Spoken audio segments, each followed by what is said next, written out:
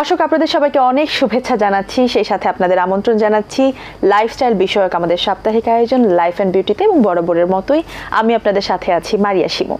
Lifestyle বিষয়ক যেহেতু programme, আমরা কিন্তু মাঝে মাঝে এই লাইফস্টাইলের সাথে যারা রিলেটেড সেই ফ্যাশন ইন্ডাস্ট্রির লোকজন আমাদের সাথে নিয়ে আসি, আমরা তাদের সাথে আড্ডা দিই, তাদের লাইফস্টাইল সম্পর্কে আমরা আপনাদেরকে জানাই, যেহেতু আপনাদের অনেক আগ্রহ আছে সেটি জানার। আজ আমরা দুজনকে নিয়ে এসেছি আমাদের মাঝে আমাদের ফ্যাশন ইন্ডাস্ট্রি নিয়ে কথা বলবার জন্য, এবং দুজনই আমাদের ফ্যাশন ইন্ডাস্ট্রির বেশ প্রিয় এবং পরিচিত মুখ। আমরা আর দেরি না করে পরিচয় পর্বে চলে যাই। আমরা প্রথমে আমন্ত্রণ জানাচ্ছি ফ্যাশন ডিরেক্টর রাকিব বাবুকে। হ্যালো। হ্যালো ভাইয়া। সেই সাথে আমাদের মাঝে আর উপস্থিত আছেন বিউটিফুল অ্যান্ড গর্জিয়াস, আমাদের সকলের অত্যন্ত প্রিয় মডেল এবং আর্টিস্ট সাবরিনা জামান রিবা। কেমন আছেন আপু? হ্যালো, কেমন আছো শিমু? খুব ভালো আছি, আপনাকে আবার পেয়ে বেশ ভালো লাগছে, এবং ভাই আপনাকে পেয়েও বেশ ভালো লাগছে। আপনার সাথে আমার এই লাইফ অ্যান্ড বিউটিতে প্রথম প্রোগ্রাম, এবং আমরা যেহেতু লাইফস্টাইল বিষয়ে অনেক কথা বলবো, অনেক টিপস এবং অনেক সিক্রেট আমাদের কাছে কিন্তু জানাতে হবে। সো প্রথমেই একটু বলি যে আপনারা দুজন এই বিগত যে ঈদটি চলে গেল ভেরি রিসেন্ট, সেখানে আপনারা দুজন কোলাবোরেট হয়ে একটা কাজ করেছেন, একটা শুটের কাজ করেছেন। একটু জানতে চাই দুজনের সাথে কাজ করবার এই যে এক্সপিরিয়েন্সটা, সেটা কেমন ছিল? ভাইয়াকে দিয়ে শুরু করবো, gents first. Actually Rewa she is a very prominent model আমাদের ইন্ডাস্ট্রির। অ্যাকচুয়ালি আমরা তো খুব বেশি ক্যামেরার সামনে থাকি না, এই জন্য হয়তো আমাদেরকে অনেকেই যারা বলে যে আপামর জনসাধারণ, তারা আমাদেরকে খুব একটা চিনে না। তারপরেও যদি ফ্যাশন ইন্ডাস্ট্রির কথা বলেন, তাহলে আপনি হাতে গোনা কয়েকজন মডেলকে পাবেন, তার মধ্যে কিন্তু রিবা একজন। অবশ্যই। তো অভিজ্ঞতা শেয়ার করার জন্য বরাবর আমার একটা ইচ্ছা ছিল মনের মধ্যে যে আমি ওনার সাথে কবে কাজ করব। অনেকের সাথে কাজ করেছি, অনেক সিনিয়র মডেলদের সাথে কাজ করেছি এবং প্রমিনেন্ট মডেলদের সাথে কাজ করেছি, কিন্তু রিবার সাথে আমার কাজ হয়নি। তো আমার মনে হচ্ছিল, আমি যখন রিবাকে ফোন করলাম যে আপনি কি আমার সাথে একটা কাজ করবেন এরকম। এর আগেও আমি আরেকটা থ্রোতে একটা কাজ করেছিলাম, বাট ওটা আমরা একই স্ক্রিন শেয়ার করতে পারিনি, কিংবা আমার ডিরেকশনে সে কাজ করেনি এরকম আর কি। তারপরে হচ্ছে যে একটা ফ্যাশন শো দিয়ে শুরু হলো রিবার সাথে। আমি যখন অফার করলাম, সে খুব ছিল যে আমার প্রতি তার একটা আগ্রহ ছিল। ওই আগ্রহ থেকে দেখা গেল যে ফ্যাশন শোটা খুব ভালো হলো। দেন তারপরে শ্যুটের জন্য যখন কল করলাম এবার ঈদে, শ্যুট করার ইচ্ছা ছিল। অ্যাকচুয়ালি আমাদের মনের মধ্যে একটা সবচেয়ে বেশি যে চাহিদাটা থাকে, ক্ষুধাটা যেটা থাকে, সেটা হচ্ছে ফ্যাশন শ্যুট কোনো রিনাউন্ড ব্র্যান্ডের। তো ভিভা ক্রিয়েশন নামের একটা ব্রাইডাল, বাংলাদেশে হয়তো খুব অথেন্টিসিটিওয়ালা ব্র্যান্ড 2-3টাই আছে, তার মধ্যে ভিভা একটা। তো সেই ব্র্যান্ডের শুটের সুবাদে আবার আমাদের আরেকটা প্ল্যাটফর্ম শেয়ার করা হলো, একসাথে কাজ করা হলো। এবং আমার কাছে মনে হয়েছে যে আমি আমারটা সর্বোচ্চ দেওয়ার চেষ্টা করেছি, এবং রিবাও সর্বোচ্চ দেওয়ার ট্রাই করেছে, বেস্টটা সে করেছে। আপু, আপনার কাছ থেকে জানি এক্সপেরিয়েন্স। অ্যাকচুয়ালি ওর সাথে আমার পরিচয়টা না অনেক দেরিতে হয়েছে, এবং যখনই পরিচয়টা হয়েছে আমি সবসময় বললাম যে রাকিব, আপনার সাথে আমার এর আগে কেন কাজ হয় নাই। রাইট। সো এই যে এই ব্রেকটাকে এক ব্রেক করে আমরা ইনশাল্লাহ এখন কিন্তু টানা একসাথে কাজ করছি। আর ভিভার কথা যদি বলি, ভিভা হচ্ছে আমার কাছে ওদের সাথে কাজ করে না মনে হচ্ছে ভীষণ গোছানো একটা ব্র্যান্ড।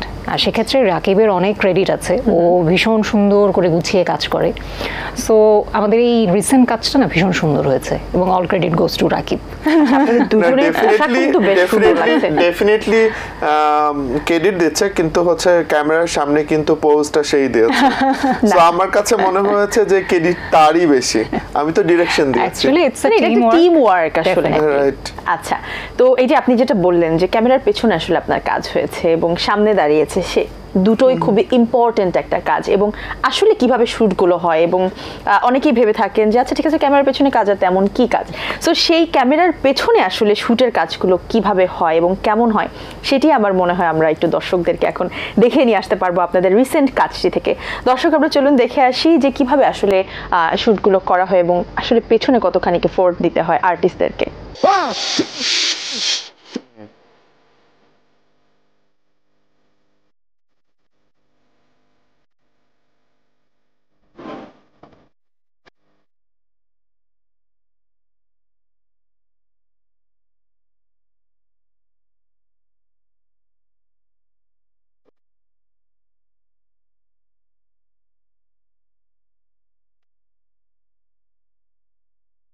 বাহ, বেশ চমৎকার কিছু কাজের আসলে এক্সপিরিয়েন্স বা কিছু মোমেন্টস আমরা দেখিয়ে দিলাম আমাদের দর্শকদেরকে। আমরা দেখলাম বোঝাই যাচ্ছে আপনাদের বেশ আপনারা ফান মোমেন্টে আসলে কাজটা করেছেন।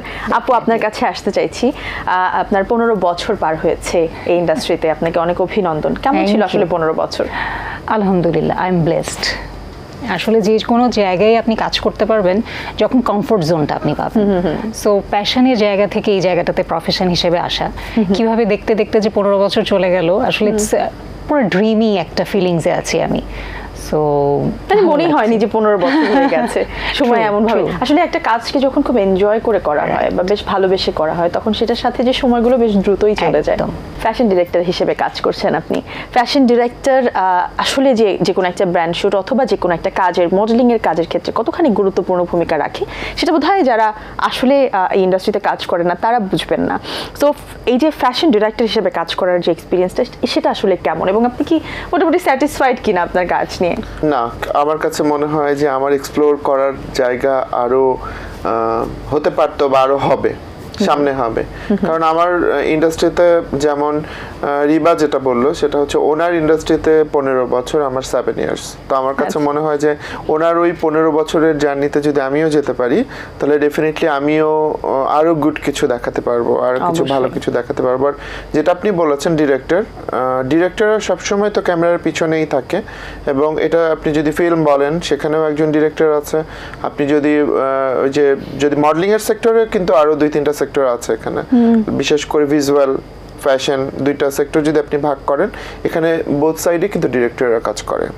তো ডিরেক্টর, ফ্যাশন ডিরেক্টর এবং ডিরেক্টর আমাদের কাজের মধ্যে একটু তফাৎ আছে, বাট আমরা ক্যামেরার পিছনেই কাজ করি এবং আমরা ক্যামেরার পিছনে থেকে মডেলদেরকে প্রপার গাইডেন্স দিতে আমার মনে হয় কিছুটা হেল্প করি। তো লাইক যারা প্রমিনেন্ট তাদের খুব বেশি মনে হয় যে গাইড করতে হয় না, এবং তাদের ক্ষেত্রে দেখা গেল যে আমাদের চোখের ভাষাও তারা বুঝে যায় যে আমি কি চাচ্ছি, এক্সপেরিয়েন্স। তো ওই গ্রুমিং এর যে জার্নিটা, এটা যদি প্রথম থেকে থাকে যে একটা মডেল গ্রুমিং করে ইন্ডাস্ট্রিতে পা দিল, তো সেই ক্ষেত্রে আমার কাছে মনে হয় যে তার জার্নি ইজি হয়ে যায়। যারা আসলে ক্যামেরার সামনে কাজ করে তার থেকে আমাদের এই ইন্ডাস্ট্রিতে আমি ওভারঅল বলছি, যারা ক্যামেরার পেছনে কাজ করে তারা কিন্তু আসলে ইন্ডাস্ট্রিটা সম্পর্কে ধারণা বেশি রাখে যে আসলে কেমন চলছে। সো আপনার কাছে জানতে চাই আমাদের ফ্যাশন ইন্ডাস্ট্রি আসলে এখন কেমন চলছে, আপনার কাছে কি মনে হয়? আমার কাছে মনে হয় যে সবকিছুরই একটা চড়াই উতরাই আছে। বাংলায় একটা কথা আছে না যে চড়াই উতরাই। তো রাইট মোমেন্টটা হচ্ছে যে আমাদের একটু চড়াই উতরাই টাইমটা পার হচ্ছে, লাইক সবকিছু মিলে দেশের ইকোনমিক যে ব্যাপারটা সেটার সাথে ফ্যাশন ইন্ডাস্ট্রি খুব বেশি জড়িত। তো ওই জায়গা থেকে আমার মনে হয়েছে যে রাইট মোমেন্টটা একটু চড়াই উতরাই চলছে। দেখা যাক যে ইকোনমিক্যাল যে ব্যাপারটা আছে এটা থেকে হয়তো বের হলে ব্র্যান্ডগুলো ঘুরে দাঁড়াবে। অবশ্যই, এবং সেই সাথে আমাদের ইন্ডাস্ট্রিও ঘুরে দাঁড়াবে। যেহেতু ফ্যাশন ইন্ডাস্ট্রিটা, মডেলিং ইন্ডাস্ট্রিটা সব থেকে ফিটেস্ট আমাদের মিডিয়া ইন্ডাস্ট্রির মধ্যে। সো আমারও মনে হয় যে তাদের কাছ থেকে কিছু গুরুত্বপূর্ণ টিপস পাওয়া যায়। তো ভাই, আপনার কাছে জানতে চাই যে আপনার ফিট থাকার এবং সুন্দর থাকার রহস্য কি কি? একটা দুইটা আমাদের শেয়ার করতে হবে। আমার উল্টো কোশ্চেন আছে, সেটা হচ্ছে যে আপনার কি মনে হচ্ছে যে আমি ফিট? আমার আপনাকে দেখে মোটেও আনফিট মনে হচ্ছে না, আমরা আপনাকে ইন্সপায়ার করছি। থ্যাংক ইউ, বাট আমি কখনোই মডেলিং স্টার্ট করতে চাই না, কারণ ওই জায়গাটা মানে ওই জায়গাতে অনেক বেশি গুরুত্বপূর্ণ একটা পজিশন, মানুষ বোঝে না। বাট ওই জায়গাটা করতে এবং ওই জায়গায় কাজ করতে প্যাশন শুধু না, আমার কাছে আমার মনে হয় যে অনেক ডেডিকেশন খুব দরকার। ওই ডেডিকেশনটা আমার নাই। সেকেন্ড হচ্ছে সেটা হচ্ছে যে আমি আমার কাছে মনে হয় যে আমি ডিরেকশনে আরো বেস্ট করতে চাই। মানে আপনি যে কাজটা করছেন সেটা আপনি প্রপারলি করবেন। হ্যাঁ, তো আমার মনে হয় যে আমার মডেলরা আমার সাথে যে আছে সেও বলতে পারবে যে লাইক হচ্ছে আমার কাছে মনে হয় যে ডিরেকশনটাই মনে হয় আমার দেওয়া উচিত। লাইক ওই জায়গাতে ভালো করতে চাই। এটা গেল এক। আর সেকেন্ড যেটা আপনি বলছিলেন টিপস, দর্শকদের জন্য টিপস যেটা, সেটা হচ্ছে যে লাইক যারা নিবে তাদের জন্য আমার কাছে মনে হয় যে ফিট থাকার জন্য খাওয়া দাওয়া এবং ঘুম খুব জরুরি। আপনার ফুড হ্যাবিট এবং আপনার ঘুম আমার কাছে মনে হয় যে স্ট্রেস ফ্রি থাকাটা খুব জরুরি। আচ্ছা, স্ট্রেস ফ্রি থাকা নিয়ে এখন আমি প্রশ্ন আপনার কাছ থেকে পরে জানবো সিক্রেট, আগে জানতে চাই যে স্ট্রেস ফ্রি থাকার একটা কথা বললো, এবং এটা কিন্তু সবাই আসলে বলে যে ভালো থাকতে হলে সবার আগে আমাদের ইনার বিউটি যেটা, সেটাকে এনহ্যান্স করতে হলে আমাদেরকে কি করতে হবে? আমাদেরকে স্ট্রেস ফ্রি থাকতে হবে, ঘুমাতে হবে, ভালো খেতে হবে। আচ্ছা, স্ট্রেস ফ্রি থাকা কি আসলেই সম্ভব দৈনন্দিন জীবন এবং কাজের মধ্যে? অ্যাকচুয়ালি স্ট্রেস তো পার্ট অফ আওয়ার লাইফ, এটা থাকবে, এটা যতই আমরা ডিনাই করি না কেন, বাট এটা সবারই আছে, কম বেশি আছে। গুরুত্ব এবং ইম্পর্টেন্ট কম দেওয়া, এইটাকে আমাদেরকে এক্সাইট করতে হবে যে আমি যদি স্ট্রেসকে এত প্রায়োরিটি দিয়ে দেই তাহলে আমাদের লাইফ কিন্তু একদম স্টাক হয়ে যাবে। এবং এটা না, এই ফিলিংসটা ছিল আমার কাছে মনে হয় যে হঠাৎ করে নিজের ভিতরে চলে আসে যে না, আমাদেরকে কেউ বুঝিয়ে, আমরা যতই ডক্টরের সাথে কনসাল্ট করি, আমাদের আপনজনের সাথে কনসাল্ট করি, তারপর আমার কাছে মনে হয় যে নিজের এই রিয়েলাইজেশনটা যে না, আমাকে ফোকাস হতে হবে, স্ট্রেস তো থাকবেই, এটাকে এক্সাইট করে যদি আমরা নিজের লাইফ সম্পর্কে আরো সিরিয়াস হই, আরো বেটার কিছু করতে পারি, সেই জায়গাটা মাইন্ড এন্ড ব্রেইন, একদম এই ফাইটের মেন্টালিটিটা নিজেকেই কিন্তু আনতে হবে, কেউ আপনাকে এসে হেল্প করবে না, নো ওয়ান্স। সবচেয়ে জরুরি যেটা, সেটা হচ্ছে যে আপনি প্রপার ঘুমাবেন, প্রপার পানি খাবেন, লাইক ফুড হ্যাবিট আমাদের, যেমন আমরা বাঙালি তো আমরা খুব স্পাইসি খাবার খেতে পছন্দ করি, ভাত খেতে পছন্দ করি, যদি আমিও ভাত খেতে পছন্দ করি। যেমন আমাকে একটা সবাই প্রশ্ন করে, রিবা তুমি কি ভাত খাও? হ্যাঁ, আমি বলেছিলাম আপনাকে লাস্ট টাইম, আমি লিটারালি 2 বেলাই ভাত খাই, কিন্তু ব্যাপারটা কি, এটা পরিমিত ডায়েট। আমি কোনো সময় কাউকে বলি না যে হ্যাঁ স্ট্রিক্ট ডায়েট করলেই কিন্তু আসলে সুস্থ থাকা যায়। আমার কাছে মনে হয় এক একজনের বডি প্যাটার্ন ডিফারেন্ট, এক একজনের হচ্ছে ফুড হ্যাবিট ডিফারেন্ট, বাট আমরা একটু পরিমিত থাকি এবং প্রপার একটা লাইফস্টাইল মেনটেন করতে পারলেই কিন্তু হেলথের উপরে কিন্তু একটা সুন্দর এফেক্ট আসে। সো আমি তো পার্সোনালি এটাই মানে মেইনটেইন করি এবং আমার সারাউন্ডিং সবাইকে আসলে আমি ওটাই বলি যে লাইফস্টাইল ভেরি ইম্পর্টেন্ট। যদি আপনি মডেলিং কিংবা ফ্যাশন ইন্ডাস্ট্রিতে কাজ করতে চান, তাহলে আমার কাছে মনে হয় যে আপনি সুগারটাকে বাদ দিয়ে দেন লাইফ থেকে। সুগারটাকে খুবই কঠিন সিদ্ধান্ত আমার মনে হয় সবার জন্য। এখন দর্শকরা শুনে বলবে এগুলো তো মেইনটেইন করতে পারবে না, বলবে যে ওনারা মডেল, ওনারাই করুন মেইনটেইন, আমাদের আর এটা মেইনটেইন করার যারা প্রয়োজন আসতে নেই। চাচ্ছে, ফ্যাশন ইন্ডাস্ট্রিতে আসতে চাচ্ছে, তাদের ক্ষেত্রে এটা ডেফিনেটলি মেইনটেইন করে আসতে হবে। ফ্যাশন ইন্ডাস্ট্রির সবচেয়ে গুড ক্রাইটেরিয়া যেটা, মানে আমি যেটা মনে করি সেটা হচ্ছে যে এখন আপনি ফ্যাশনের অনেক পার্ট হয়েছে, আপনি আপনার লাইফটাকে এক্সপ্লোর করার জন্য হলেও ট্রাই করে দেখতে পারেন। গ্রুমিং করে ইন্ডাস্ট্রিতে আসেন, ওয়েলকাম। ভাত আপনি অবশ্যই খান 2 বেলা, হয়তো বা পরিমিত পরিমাণে খান। এছাড়া আর এমন কোনো কিছু যেটা এছাড়া সিক্রেট বলতে হচ্ছে রাকিব অলরেডি বলেই দিয়েছে যে ঘুমটা খুব ইম্পর্টেন্ট। মানে যত যাই হোক না কেন তোমাকে 6 to 8 আওয়ার্স আসলে ঘুমাতে হবে, যদিও আমাদের কম বেশি হয় না, ঘুমটা টানা হয় না, তারপরও ট্রাই করি, ঘুমানোর ট্রাই করি। এবং লাইফস্টাইল যেটা, মানে সকালে একদম, মানে আমি প্রতিদিন ঘুম থেকে উঠে চিন্তা করি যে আজকের দিনটা আমি কিভাবে প্রোডাক্টিভ করব। এই প্রোডাক্টিভ করার জন্য দেখা যাচ্ছে আমি খুব মানে কিটো ডায়েট বা এভাবে কোনো কিছুই ফলো করিনি কোনো সময়, যেটা আমাকে সবাই বলে যে না একদম স্ট্রিক্ট ডায়েট নাকি ইন্টারমিডিয়েট ফাস্টিং করো নাকি, অনেক প্রশ্ন আমাকে আসলে উত্তর দিতে হয়।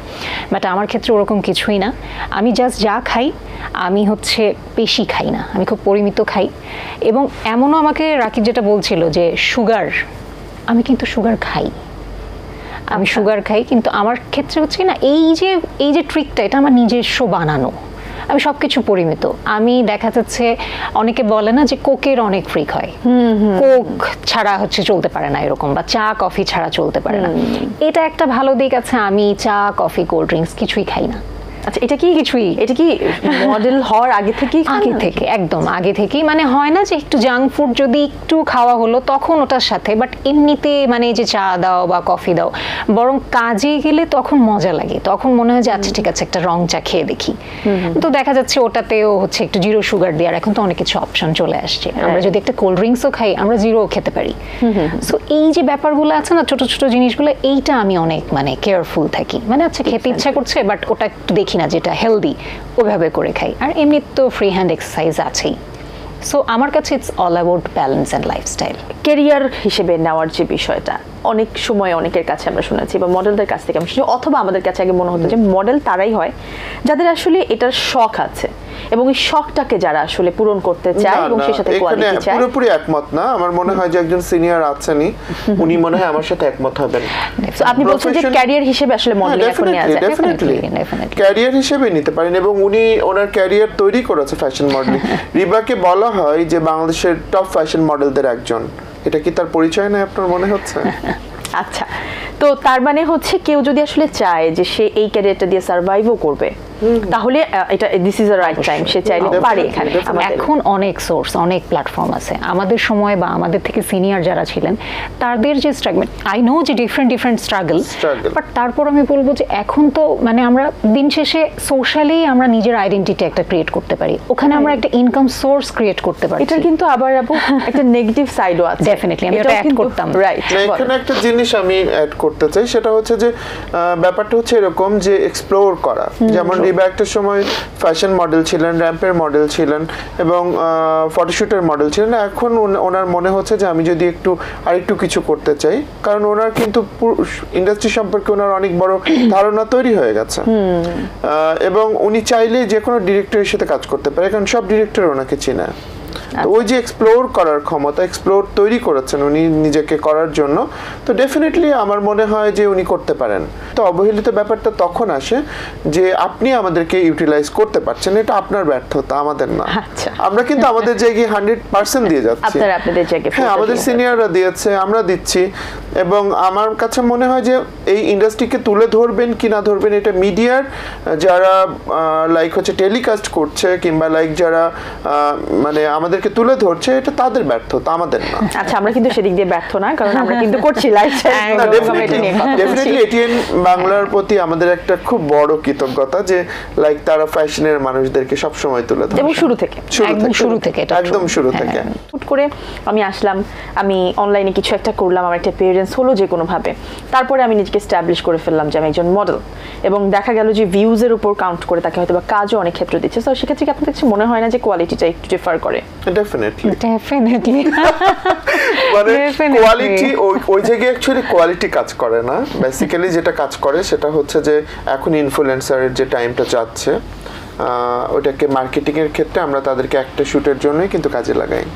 আমরা তাদের কাছে যাই না সচরাচর। ব্র্যান্ড যদি চায় তো সেই ক্ষেত্রে ওটাও ডিপেন্ডস কোনো একটা লিমিট ক্যাম্পেইনের জন্য। সারা বছরের ক্যাম্পেইন কিন্তু রিবাই করবে, সেই কিন্তু কর্পোরেট সেলিব্রিটি, কর্পোরেট মডেল, দেন আমরা তার কাছেই যাব। দিন শেষে আমরা দিন শেষে রাজ কিংবা রিবার কাছে যাব, লিয়ানার কাছে যাব, মাইশার কাছে যাব, ওই টাইপের মডেলের কাছেই কিন্তু যাব, তাদেরকে নিয়ে আপনার কাজ করতে। হ্যাঁ, এবং আপনি দেখেন ব্র্যান্ডগুলোও কিন্তু দিন শেষে একজন ফ্যাশন ডিরেক্টরের কাছেই যাবে।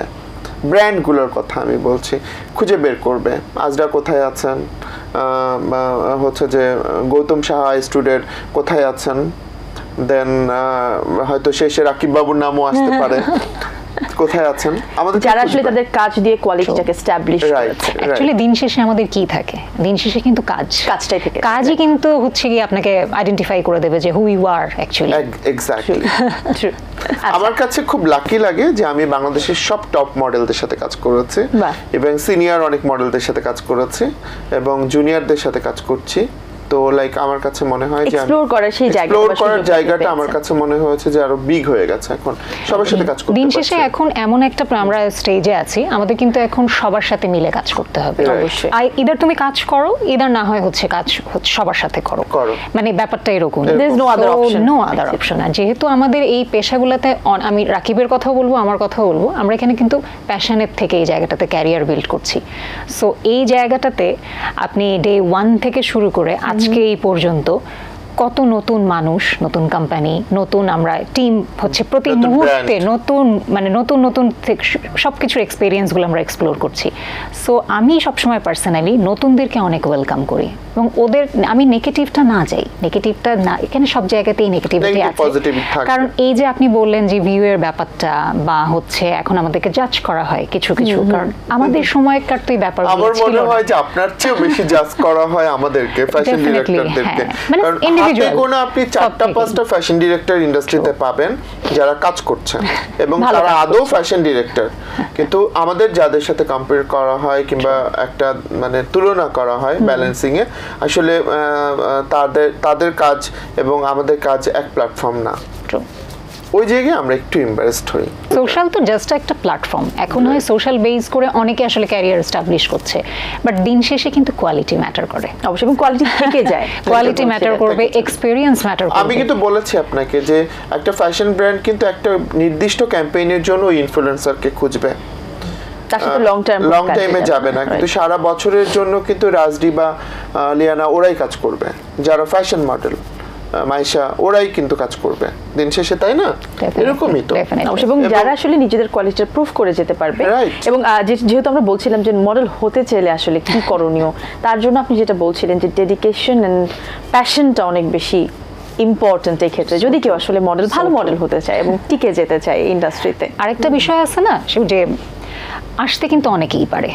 আমি চাইলাম, স্টার্ট করে দিলাম আজকাল এই যে সোশ্যাল মিডিয়া না অল, নিজেই নিজেকে মানে ডিক্লেয়ার করলাম, প্রমোট করলাম, এখন আমাদের অনেক প্ল্যাটফর্ম আছে, অপশন আছে, বাট সার্ভাইভ করা, টিকে থাকাটা অনেক টিকে থাকা এবং প্রথম থেকে ভালো করা। যেমন আপনি 15 বছর ধরে কিন্তু ভালো পজিশন হোল্ড করে টিকে আছেন, হয়তো ছোটখাটো ব্রেক নিয়েছেন, বাট আমার কাছে মনে হয় যে ওনার জার্নি খুব সুন্দর এবং ওনার জার্নিতে ওনার চাওয়া পাওয়ার জায়গাটার মিল আছে একটা।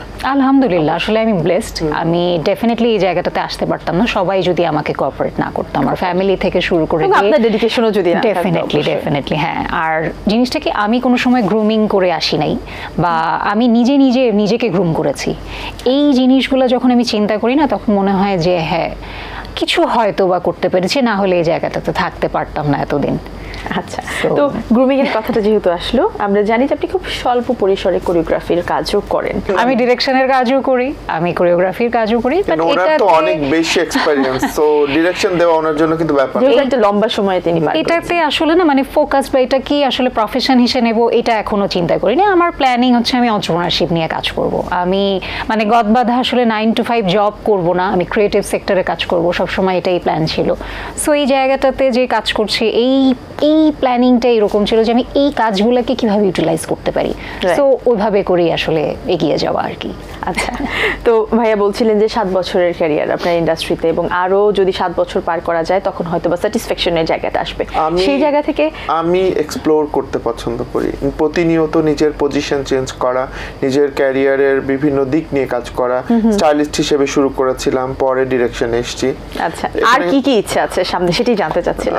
লাইক হচ্ছে যে আমার কাছে মনে হয় আমি একটা ব্র্যান্ডের ক্রিয়েটিভ ডিরেক্টর হিসেবে আছি, এটা কর্পোরেট পরিচয়। তো আমার কাছে মনে হয় যে তবে আমি ফ্যাশন ইন্ডাস্ট্রি ছেড়ে দিতে চাই না। আমি জানি না ভাগ্যে কি আছে। আচ্ছা, সামনে কি প্ল্যান আছে এই ফ্যাশন নিয়ে কাজ করবার? আমি এখন একটু ইন্টারন্যাশনাল ফ্যাশন দিকে ফোকাস করছি। রাইট, জানতে চাচ্ছি। বেশ কিছু প্রজেক্টে অলরেডি কাজ করেছি এবং করছি। আচ্ছা, সামনে একটা খুব নতুন, আমি অলরেডি একটা ম্যাগাজিনের ডিরেক্টর, হচ্ছে ফ্যাশন ডিরেক্টর, এবং আরেকটা ফ্যাশন ডিরেক্টর এবং ফ্যাশন এডিটর হিসেবে জয়েন করতে যাচ্ছি B&W নামের একটা ম্যাগাজিন। আপনি হয়তো জানলেন, কাজ করব আমরা একসাথে, এবং অফ দ্য রেকর্ড হচ্ছে আমার সাথে এটা শেয়ারও করেছে আসলে। আচ্ছা, মানে সেটা আমরা জানতে চাই। আমরা কাজ করব একসাথে ইনশাআল্লাহ। এবং আমার কাছে মনে হয় যে লাইক ইন্টারন্যাশনাল ওয়ার্ক, বাংলাদেশি প্ল্যাটফর্মকে ফোকাস করা, এটাই সামনের কাজ হবে এবং কাজ শুরু করেছে অলরেডি। আপনার সামনে কি ইচ্ছা আছে? বলছিলেন এন্টারপ্রেনারশিপ নিয়ে কাজ করবেন, অবশ্যই। অলরেডি আমি রানিং এতেই আছি, কাজ করছি। তারপরও আমি বলবো যে আমি এখন আমার এই সিচুয়েশনটা কি, আমার একটু মেন্টালি ব্রেকটা দরকার। I need time to healing actually. So এই টাইমটার ভিতরেও আমি প্ল্যানিং করছি যে কিভাবে, কারণ আমি আসলে এক্সপ্লোর করা পছন্দ করি।